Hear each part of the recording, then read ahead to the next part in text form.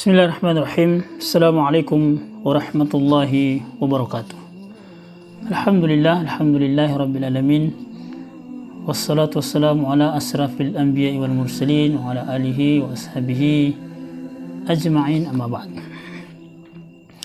Alhamdulillah, kita bersyukur kepada Allah Subhanahu wa taala.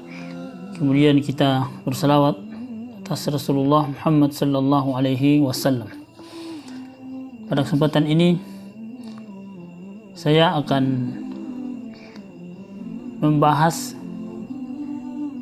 hal-hal penting yang berkaitan dengan adab yang kemudian menjadi tugas dari mata kuliah pendidikan agama bagi mahasiswa Politeknik Kota Bau-Bau. Pembahasan ini terkait dengan pertemuan yang ke-6 yang berbicara tentang adab di dalam agama. Sebagaimana kita ketahui bahwa berbicara tentang adab berarti kita berbicara tentang ta'dib,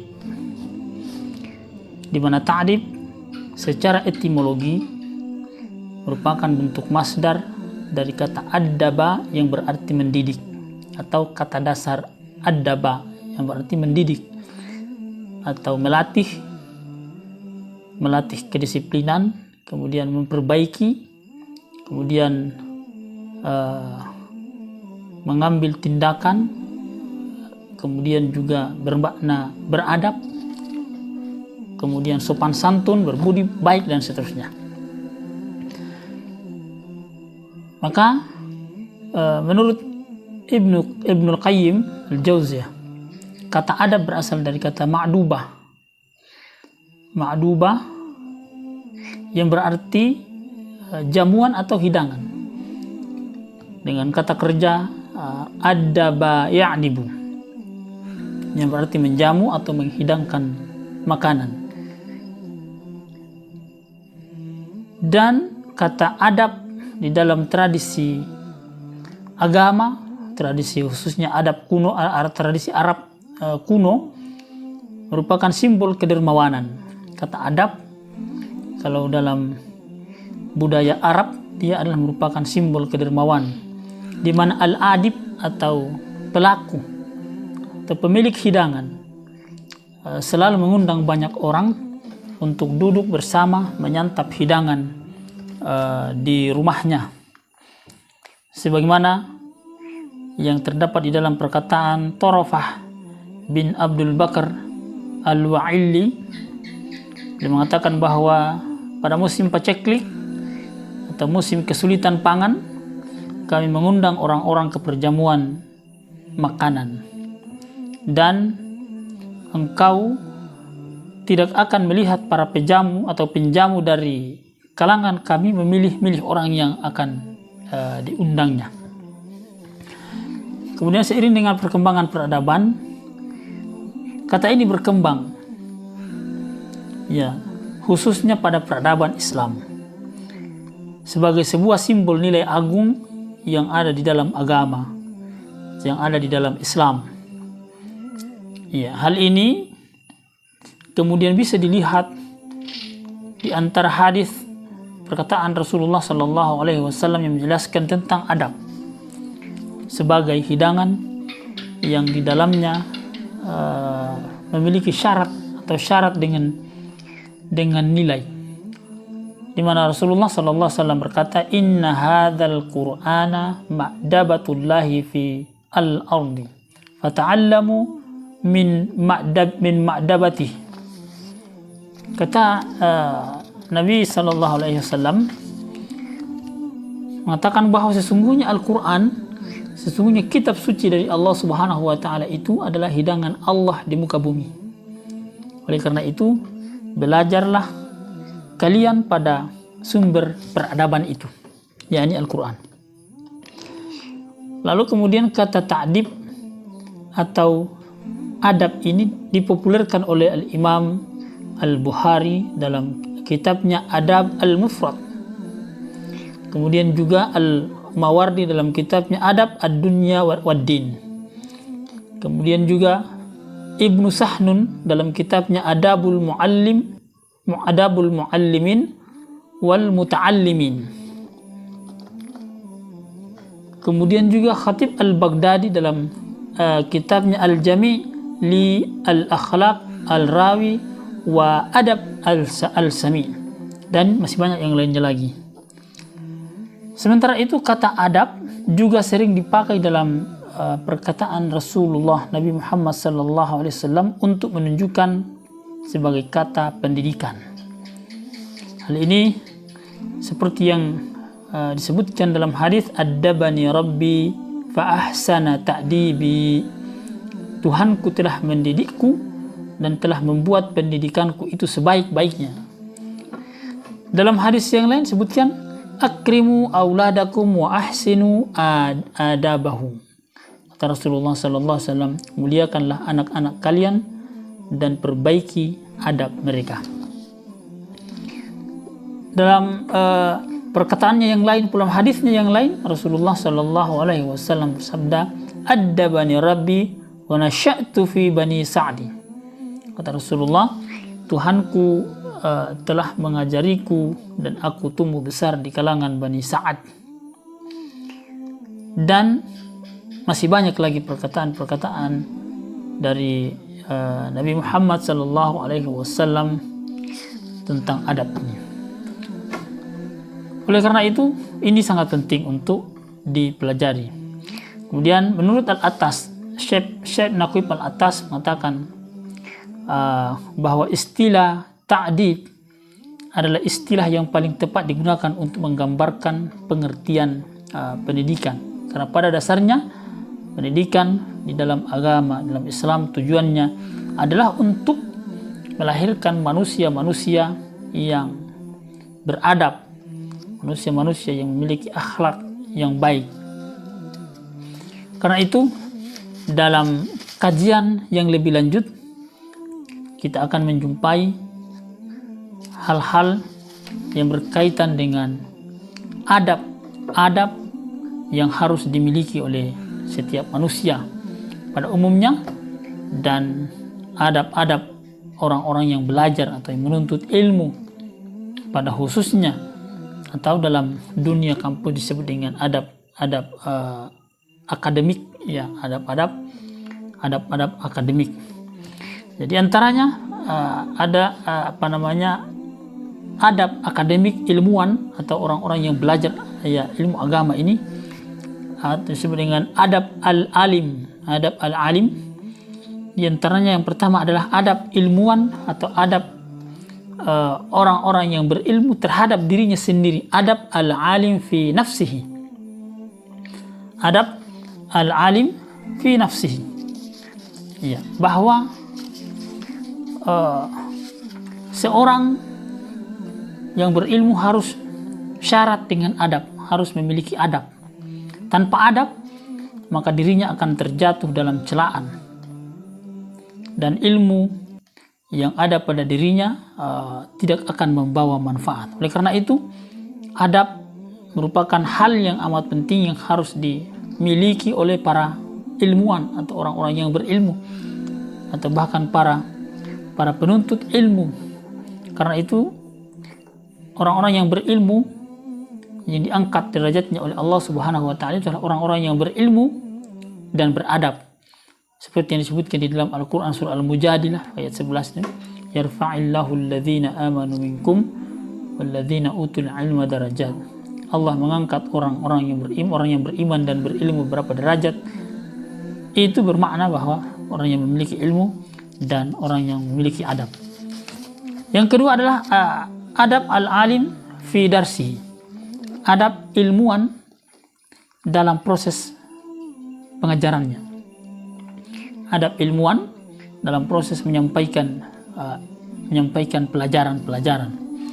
Bahwa setelah seorang ilmuwan memenuhi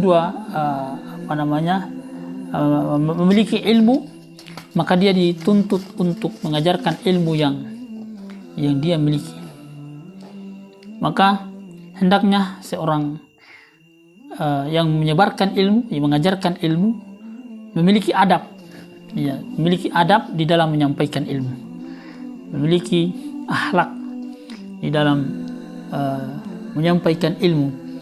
Bahkan disebutkan dalam penjelasan para ulama bahwa hendaknya setiap orang-orang yang berilmu menjelang berangkat mengajarkan ilmunya, dia harus memulainya dengan ikhlas, ikhlas karena Allah Subhanahu wa Ta'ala. Kemudian bahkan kalau perlu dia membersihkan dirinya dengan sebaik-baiknya, lalu kemudian dia mengajarkan ilmu yang dia miliki. Bahkan para ulama kita, Ibnu Jama'ah, merinci secara terperinci adab-adab yang harus dimiliki oleh ilmuwan, oleh orang-orang yang berilmu di dalam menyampaikan ilmunya. Di antaranya kita bisa dapatkan misalnya, hendaknya setiap ilmuwan mengambil posisi duduk yang bisa dilihat oleh seluruh peserta didik yang hadir. Ini ketika proses belajar mengajar itu dilakukan secara normal, ya, secara normal. Misalnya secara luring offline, tatap muka langsung di kelas, maka hendaknya seorang yang mengajarkan ilmunya, dia berada pada posisi di mana bisa dilihat oleh semua yang diajarinya. Yang kedua, hendaknya setiap ilmuwan memulai perkuliahannya atau memulai pelajarannya dengan membaca atau dengan menyandarkan kepada wahyu, kepada kitab suci, kepada ayat-ayat Al-Quran atau ayat-ayat Allah Subhanahu wa Ta'ala, dan mengambil hikmah dan keberkahan di dalamnya. Yang ketiga diantaranya adalah jika seorang ilmuwan mengajarkan beberapa disiplin ilmu dalam satu hari, maka hendaknya mendahulukan pelajaran yang lebih mulia, mendahulukan pelajaran yang berkaitan dengan pelajaran-pelajaran kemuliaan yang berkaitan dengan ilmu Al-Quran, ilmu agama. Ya, bahkan disebutkan oleh Ibnu Jama'ah itu adalah mengajarkan tentang ilmu-ilmu yang khusus yang berkaitan dengan agama. Setelah itu kemudian baru dia ajarkan ilmu yang berkaitan dengan ilmu dunia. Yang keempat yang dijelaskan dalam adab ilmuwan dalam proses belajar ini adalah seorang ilmuwan hendaknya mengatur volume suara sesuai dengan situasi dan kondisi pada saat dia mengajar, ya, sehingga suaranya dapat didengarkan dan difahami penjelasannya oleh murid-muridnya. Yang kelima, hendaknya seorang ilmuwan menghindari hal-hal yang sifatnya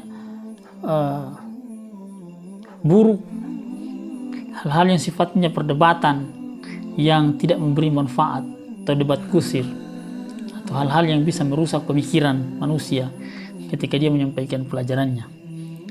Yang keenam, hendaknya seorang ilmuwan mengatur atau menegur peserta didiknya atau orang-orang yang dia ajari ketika dia melihat ada peserta didiknya yang kurang beradab di dalam menjalani proses belajar. Dan masih banyak lagi yang lain yang berkaitan dengan adab ilmuwan dalam proses belajar. Yang ketiga disebutkan oleh Imam Ibnu Jama'ah, adab ilmuwan terhadap para peserta didiknya. Adab ilmuwan terhadap para peserta didiknya.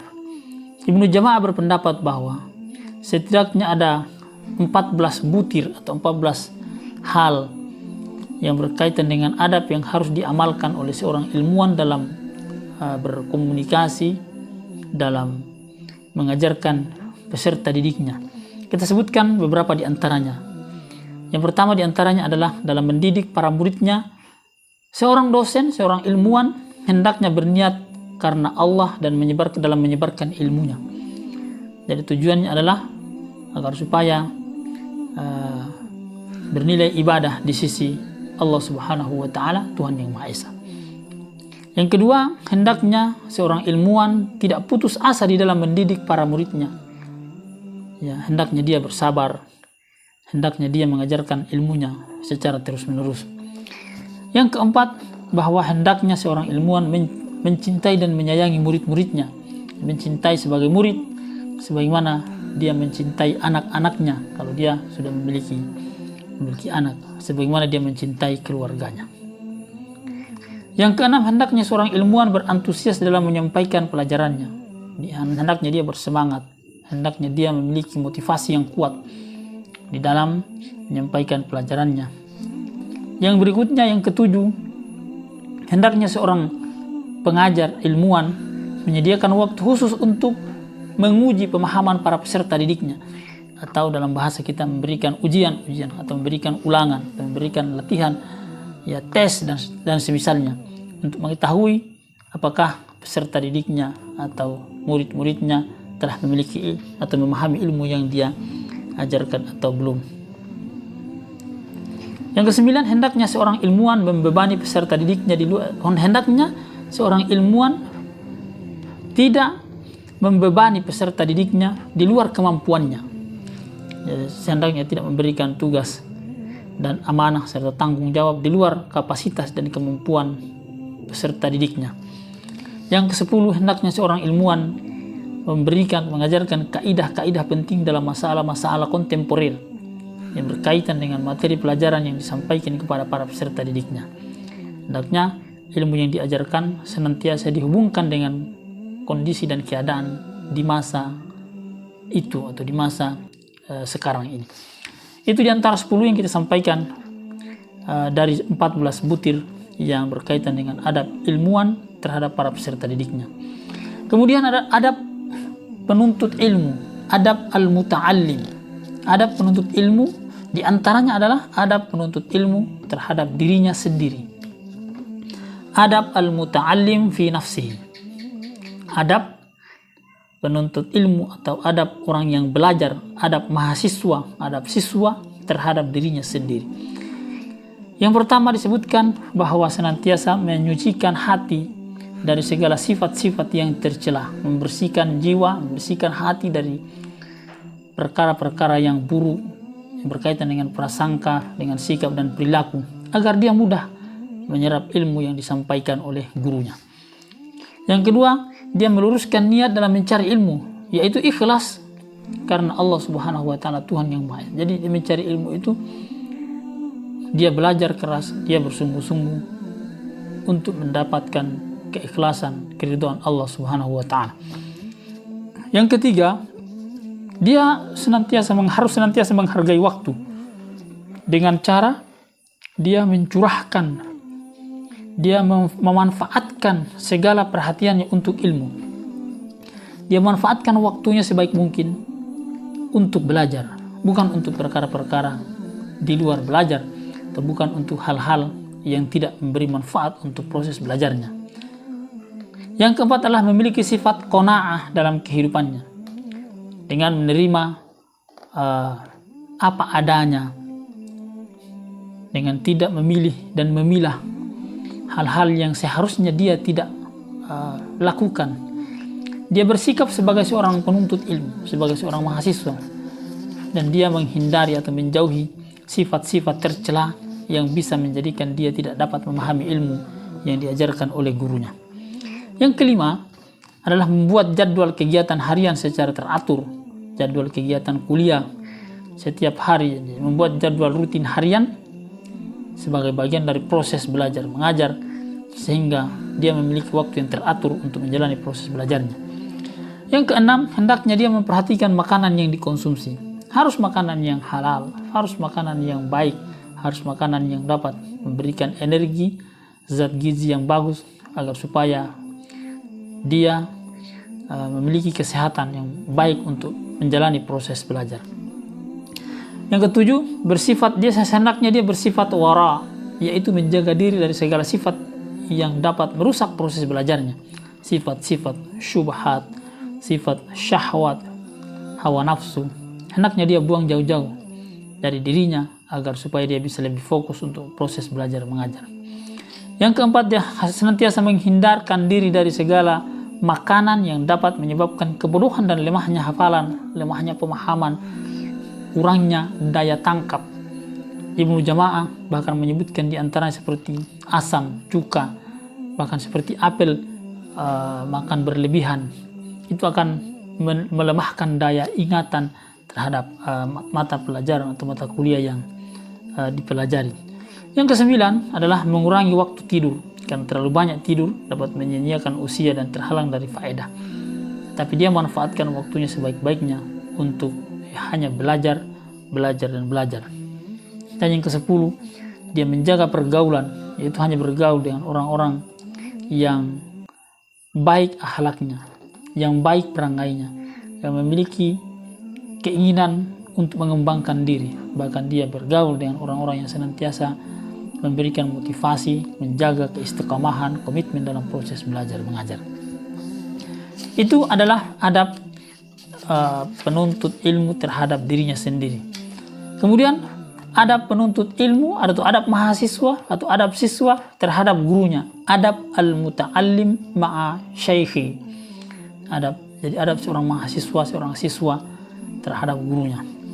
Di antaranya yang pertama adalah dia tentu belajar kepada guru-gurunya secara serius, belajar kepada dosennya secara serius, memperhatikan apa yang dijelaskan oleh gurunya, oleh dosennya. Ibnu Jama'ah bahkan menyebutkan secara khusus bahwa dia belajar kepada guru yang faham dengan mata pelajaran atau mata kuliah yang dia ajarkan. Dia faham dengan keilmuan yang dia ajarkan. Yang kedua, adab penuntut ilmu terhadap gurunya adalah menaati perintah dan nasihat guru, sebagaimana taatnya seorang pasien terhadap dokter yang memberikan dia obat. Demikian juga dengan murid, demikian juga dengan mahasiswa penuntut ilmu, mereka harus taat kepada gurunya. Yang ketiga adalah mengagungkan dan menghormati guru, sebagaimana para ulama terdahulu mengagungkan dan menghormati para gurunya, sehingga benar-benar mereka memiliki adab dan akhlak yang baik.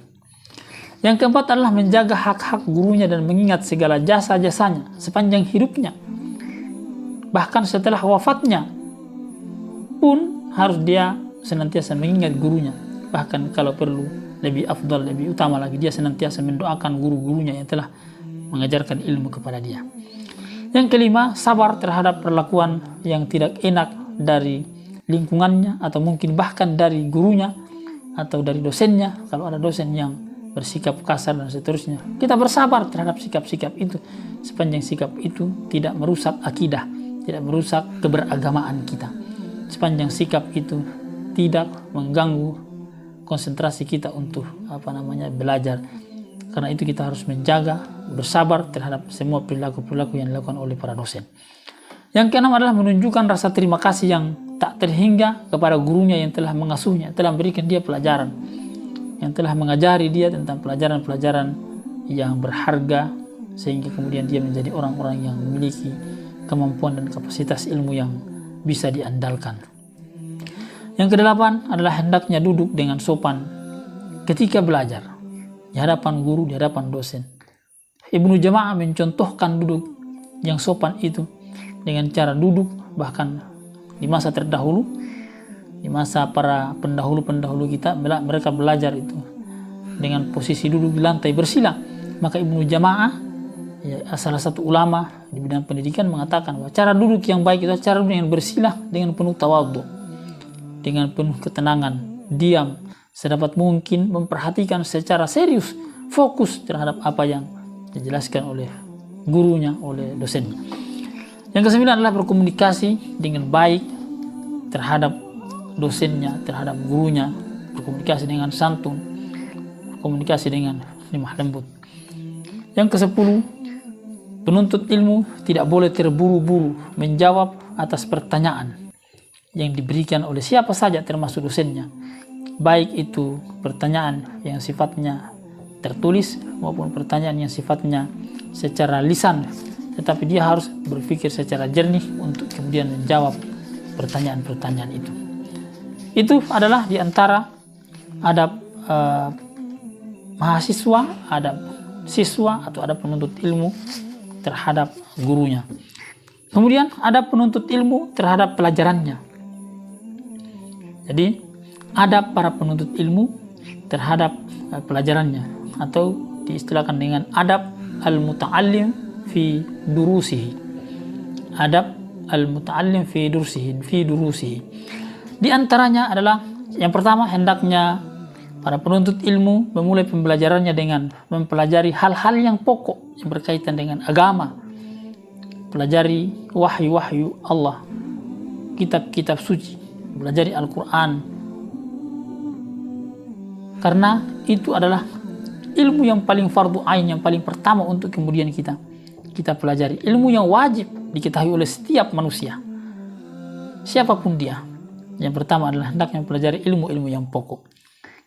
Yang kedua, bagi para penuntut ilmu yang masih dalam tingkat pemula, hendaknya dia menghindari masalah-masalah yang mengandung perdebatan di dalamnya. Tetapi dia harus berusaha untuk mempelajari perkara-perkara pokok, hal-hal yang mendasar yang berkaitan dengan agama, yang berkaitan dengan ilmu pengetahuannya. Yang ketiga, hendaknya para penuntut ilmu memperbaiki bacaan terlebih dahulu. Ini secara khusus ilmu agama, mempelajari bacaannya terhadap Al-Quran, panjang pendeknya, tajwidnya, makharijul hurufnya, agar supaya ketika dia membaca kitab suci, dia memiliki bacaan yang benar, karena sungguh akan mempengaruhi arti dan makna dari bacaan Al-Quran kita. Kemudian berikutnya adalah hendaknya sedini mungkin para penuntut ilmu yang mempelajari ilmu agama berusaha semaksimal mungkin untuk mempelajari hadis-hadis, ilmu-ilmu yang berkaitan dengannya, ilmu-ilmu yang berkaitan dengan wahyu Allah, ilmu-ilmu yang berkaitan dengan perkataan dari Rasulullah atau hadis dari Rasulullah Sallallahu Alaihi Wasallam. Kemudian yang kelima, hendaknya memperdalam secara intensif masalah-masalah yang berkaitan dengan disiplin ilmunya. Jadi memperdalam, mempelajari secara khusus masalah-masalah yang berkaitan dengan ilmu atau dengan disiplin ilmu yang kita miliki. Yang keenam, hendaknya senantiasa mulazamah guru dan tidak boleh absen dari proses perkuliahan. Hendaknya secara serius belajar kepada gurunya atau bahkan secara khusus mendatangi gurunya untuk meminta penjelasan-penjelasan tambahan, penjelasan-penjelasan pokok dari gurunya, dari dosennya. Dan bahkan ya di sini disebutkan jangan sekali-sekali berusaha untuk tidak hadir, untuk absen, untuk alpa di dalam proses pembelajaran, karena sekali kalian absen, kalian alpa, maka akan banyak pelajaran-pelajaran yang ketinggalan dari apa yang dijelaskan oleh dosen. Yang ketujuh, ketika hadir di kelas, di majelis ilmu, hendaknya dia masuk dengan mengucapkan salam. Ya, ucapkan salam kepada seluruh mahasiswa, seluruh siswa atau peserta didik yang sudah ada di dalam kelas. Karena itu adalah ya bagian dari ya kewajiban yang harus dilaksanakan oleh setiap muslim, itu hak dari setiap muslim. Kemudian yang kedelapan, senantiasa menjaga adab di dalam perkuliahan, menjaga adab dalam perkuliahan, menjaga akhlak, menjaga kesopanan di dalam proses belajar mengajar. Itu diantara adab penuntut ilmu terhadap pelajarannya. Kemudian yang lain yang berkaitan dengan itu pula adalah adab penuntut ilmu terhadap bukunya sebagai alat ilmiah. Adab penuntut ilmu, adab mahasiswa, adab siswa, adab orang-orang yang belajar terhadap bukunya sebagai alat ilmiah atau alat yang bisa memudahkan dia untuk memahami dan mempelajari pelajaran-pelajaran yang sedang dia pelajari. Yang pertama, hendaknya para penuntut ilmu, hendaknya para siswa, hendaknya para mahasiswa berupaya keras untuk memperoleh buku-buku yang dibutuhkan dalam proses belajar mengajar. Hendaknya dia berusaha untuk membeli, untuk mengadakan buku-buku yang berkaitan dengan pelajarannya. Kemudian yang kedua, jika penuntut ilmu meminjam buku, maka hendaknya buku tersebut dimanfaatkan dengan sebaik-baiknya dan menjaganya agar tidak rusak sampai kemudian buku itu dikembalikan kepada pemiliknya sesuai dengan waktu yang diberikan. Kemudian ketika membaca buku, hendaknya buku tidak dibiarkan terhambur atau hendaknya tidak menjadikan buku itu berantakan atau robek dan semisalnya pada saat membaca atau setelah membaca, tetapi setelah itu dia kemudian kembali dirapikan dan dijaga, jangan sampai ada di antara lembaran-lembaran buku itu yang robek sehingga mengganggu pemiliknya atau mengganggu keikhlasan pemiliknya ketika dikembalikan. Yang keempat, hendaklah sebelum membaca buku dipastikan terlebih dahulu bahwa buku itu benar-benar buku yang di dalamnya memiliki atau mengandung nilai-nilai kebenaran, mengandung nilai-nilai yang bermanfaat untuk dipelajari, atau bahkan secara khusus bahwa benar-benar buku yang dipelajari itu terkait atau memang benar-benar adalah disiplin ilmu yang sedang kita pelajari. Yang keenam, hendaknya bagi para penuntut ilmu memperbaiki tulisannya agar mudah dibaca, memperbagus tulisannya agar mudah dibaca. Kemudian berikutnya adalah hendaknya bagi para penuntut ilmu memberikan penjelasan tambahan terhadap catatan-catatannya yang dianggap penting untuk lebih memudahkan dia memahami apa yang ditulisnya. Saudara sekalian, para mahasiswa, itu diantara pelajaran penting yang berkaitan dengan adab secara terperinci kita sebutkan, di mana penjelasan ini adalah diambil dari penjelasan yang dilakukan oleh seorang pakar, seorang ulama di bidang pendidikan yang bernama Ibnu Jama'ah, menjelaskan tentang adab-adab secara terperinci, adab seorang penuntut ilmu terhadap dirinya, adab seorang mahasiswa terhadap dirinya, adab seorang mahasiswa kepada gurunya, adab seorang mahasiswa kepada bukunya, adab seorang mahasiswa dalam proses pembelajaran, dan seterusnya dan seterusnya. Saya berharap ini disimak baik-baik, dengarkan baik-baik, dicermati untuk kemudian difahami, sehingga kita benar-benar tidak hanya sekedar mendengarkan penjelasan, tetapi juga setelah itu kita pahami dengan sebaik-baiknya dan kemudian dapat diaplikasikan dalam hidup dan kehidupan keseharian. Demikian penjelasan pada kesempatan ini yang berkaitan dengan mata kuliah kita, dan kita mengucapkan subhanakallah wa rabbana bihamdika asyhadu an la ilaha illa anta astaghfiruka wa atubu ilaik. Wabillahi taufiq wal hidayah. Wassalamualaikum warahmatullahi wabarakatuh.